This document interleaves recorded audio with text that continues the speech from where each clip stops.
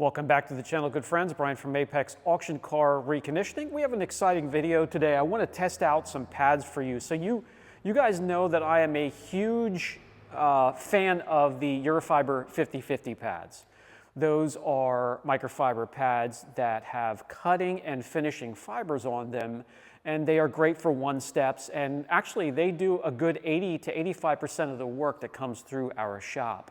Here are two pads that are, well, they have the same idea, but a little bit different, and I want to show them to you today. So let's get started. These are the Barjack microfiber cutting pads, but they do have two different types of fibers, a cutting and then a fiber to help finish down. So unlike your regular, just straight up microfiber cut pads, these will finish down. Pretty much the same idea as the Urofiber pads, just a little bit more bite. Let's get started with the video. Again, these are the Barjack Tools blue and white microfiber pads. So I found these roaming the aisles of a local detailing world. If you are in a different state than me, Google and see if you can find a detailing world. They are popping up just about everywhere. I urge you to go in and take a look. You'd be just like me. I'm like a kid in a candy store in there, and they are expanding. They're in surrounding states from me, and they're trying to put one everywhere they can. So see if there's one near you. So kind of the same idea, I suppose, as the Urofiber 50/50 pad. One main difference that is a little bit of concern, and we're going to test that today. The Urofiber 50/50 pad has shorter fibers. This is about a half-inch pile, meaning the Urofiber 50/50 pad you can't use on a rotary polisher, where this one you will be able to because of the thicker and longer pile. However, the Urofiber 50/50 pad you can use on short throw polishers, where it wouldn't be a great idea on a short throw, because you're just going to be kind of mushing around the fibers without moving them. You need to move fibers either with a rotary pad or a long throw polisher with a pad like this in order to get the fibers to do some motion and not just squish around underneath your polisher. I hope that makes sense. If not, let me know and I'll kind of explain what I'm talking about there. I'll do a little demonstration to show that as well a little bit later. But I'm excited because of the possibilities. I can finally use a pad like this on a rotary and a long throw polisher. And then I just won't be able to use one on the entry-level polishers, which I would save the 50/50 pad for. I'm also anxious to see over time, do they delaminate when there's heat introduced, like the other ones do here in the center. The pile is so thick, it's even hard to get to the center. So I'm very excited. And this has a beveled angle to the pad as well, where the Euro 50/50 pad is a 90-degree. I am very excited to get started. Let's see what this can do. So the hood on this Subaru is absolutely trash. No reflection, no crisp reflection whatsoever, just dull, hazed over, oxidized, etched, scratches, swirls, pine sap, I mean, you name it. So I'm going to mask off an area and we're going to see what type of improvement we get with the Barjack pads. And you know what? We're going to team it up with 3D1 just as I would with the Urofiber 50/50 pad. And since the DIY polisher, still going strong by the way, the SPTA batteries along with Makita also you could use for this, as I found out. What a wonderful community that shares information. I thank you guys. So this has a long throw to it, 25 mil, so that's going to be fantastic to team up with this pads, and I'm anxious to see how it works. All right, obviously the surface you want to wash and decon, clay bar, iron remover, before you do any correction. Let's make a nice big area here. We're going to have a large throw with the polisher, so we might as well make a large area to work with. And we'll see what we can do. See what results we get. Subaru clear, normally thin and soft. And you know, that tells you the story. Normally 5.5 mils is normal for all 3 layers, primer, base coat, and clear coat, and we're averaging 3.7, 3.8 all the way across the board there. So it's important for a one-step polish and a pad that's, you know, matches that team to get the work done without removing a whole lot of material or clear coat or finish. So yeah, let's give these a shot. All right, we have the pad attached to our long throw polisher. A 21, 25, 15 mil throw polisher minimum. I wouldn't do 8 or 12 or anything lower than 15. I'll give a demonstration at the end, towards the end of this video as to why. But let's, longer fibers like this also really hold on to the correction fluids and is a lot cleaner of a pad.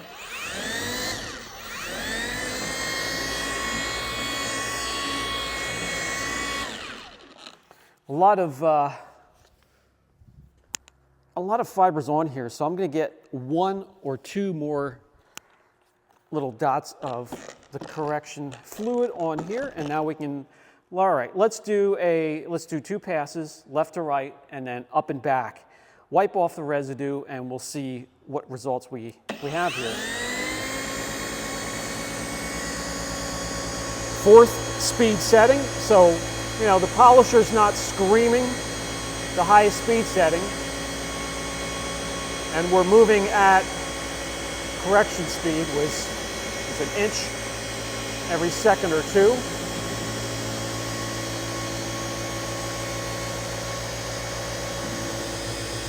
You don't have to be really in a hurry with 3D1. It is quite oily, has a long cycle time or open time because of that.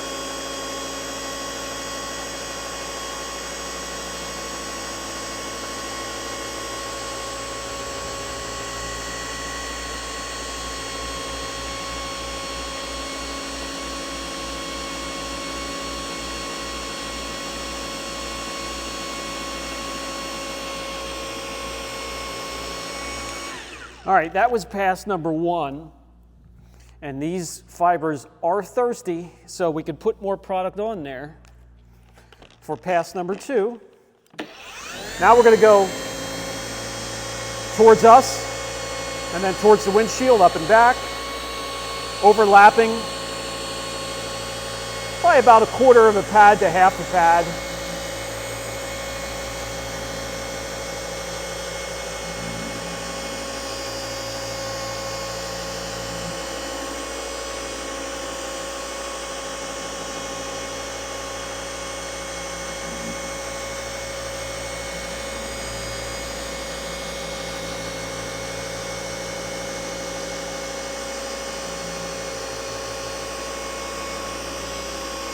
Now that I have the fibers primed, it's not drinking in all of that correction fluid, excuse me, and we don't have to load it up again. So just prime your pad before you start using it with whatever polish you're using. Prime it up really good, and you'll be good to go.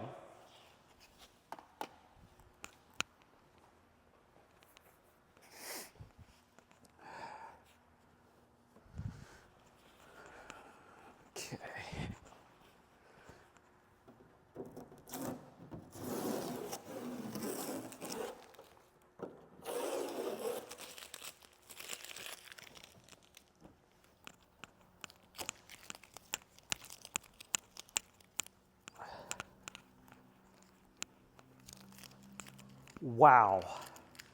I don't know if you can already see that, but I'm looking at the shop lights right above me, and just a crisp reflection. I can see every little LED in the light, and when I come over here to where it was before, all I see is a round circle of light with no definition. A huge difference. Runs cool. It's a cool running pad. It's not hot. Let's see. I'll get you guys off the stand in just a second so you can come in closer for a better look. But so if we measure this now, I wanted to let you know this.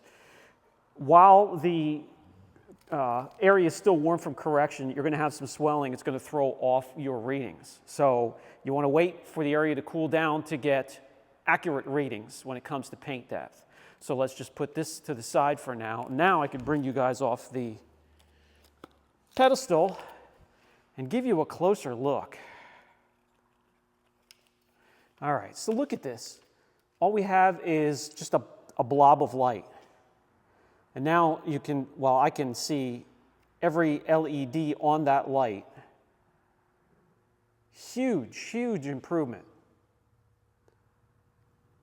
From that to that. Swirls, scratches, etching, oxidation, all gone except for the real deep ones. And you don't want to go crazy on almost 20-year-old paint that was thin and soft to begin with. Oh, I'm liking this so far. Again, remember guys, this is soft, thin clear coat. If it would be, just a strictly cutting pad, there would be hazing that you would have to finish down. And there's no need so far on this finish. All right, let's let it cool down. We'll get the paint depth gauge back out again, and then we'll see how much the pad shaved compared to surrounding areas and the readings we got before. Look at the difference there. Just blurry blobs of light and definition, crisp reflection. No time at all. So, a vehicle like this, you should be able to get around with a pad and 3D1 in, 45 minutes, hour and a half? I like it. While we are letting this cool down so we could do paint depth gauge measurement, I want to show you that because these fibers are so thick, plush, and a little bit longer, you want to clean them a little bit more often than the Urofiber 50/50 pads. These will get matted down and twisted up and lay over with compounds and just overall use. It's pulling that oxidation from the paint, as you can see here, and that needs to be cleaned off, at the very least with a brush or forced air, or if you have a pad washer or whatever you use to clean pads. I recommend if you use these to clean them often, and that'll keep them very effective and you'll get around the car quickly. So early on in the video, when I explained the longer fibers, we're going to need a polisher that has more movement. Maybe this illustration will explain. I put a dot right here on the bottom of the pad. Now with this polisher, it has a long throw.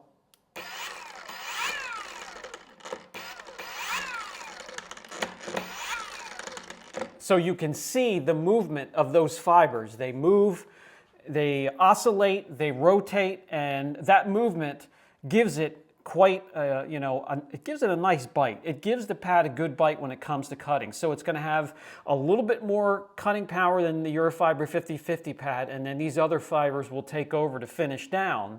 And it did fantastic on that soft Subaru paint. So if you guys are interested and want to see more of this, wait till a black car, dark blue, dark colored car with soft paint comes in, and we'll try it again. But let me grab the rotary polisher and show you what that movement would be with this pad. A rotary polisher is going to be your best bet when it comes to cutting. Well, as usual, rotary polisher cuts and finishes the best. Now with a rotary polisher, you're going to see the movement that the fibers will have when they're making contact with the surface.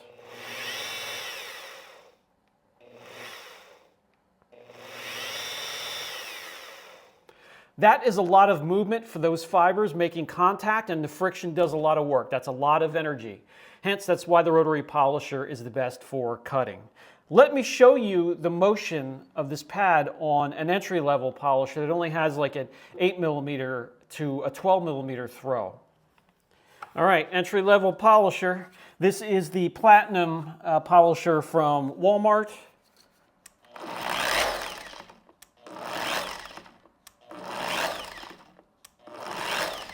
Not a whole lot of movement, and that equals not a whole lot of energy, friction, and not a whole lot of the fibers moving on the surface, so it can't get the work done.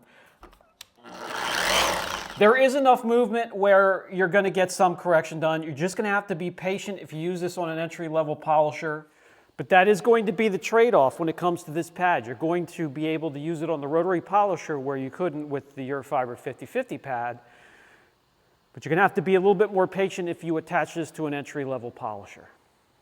If you have any questions about that, let me know down in the comment section. All right, the area's had plenty of time to cool down. Let's go outside the correction area. We're looking at 3.9. Let's go inside the correction area. 3.7, so 0.2. Let's go down a little bit further. Now inside, a little bit more, but very, very acceptable. Let me know what you think about that, guys, down in the comment section. I know you're all about that gloss, just as I am, so we're going from only 61 gloss units, slide it down into the corrected area, 207. That is just crazy. Now let me know what you think about that down in the comment section. All right, guys, as you can see, I'm quite excited about the Barjack pads, and I can't give a final thought on this pad until I work with it more, just like everything else. I'm not going to jump to a conclusion, the day after these things are released. I'm going to use this on multiple corrections on soft, medium, hard, clear coat, and with different types of polishes and polishers. And if you're interested, let me know down in the comments section to keep track of this pad, and I will keep you updated as I use it and bring it into other videos coming up. This has been Brian from Apex Auction Car Reconditioning. If these videos are entertaining or help you in any way, like, subscribe, hit the notification bell, share them to forums, share them to groups. It can help the channel grow, and that'll help with the content and everything else surrounding it. This has been Brian from Apex Auction Car Reconditioning. I'll catch you in the next video.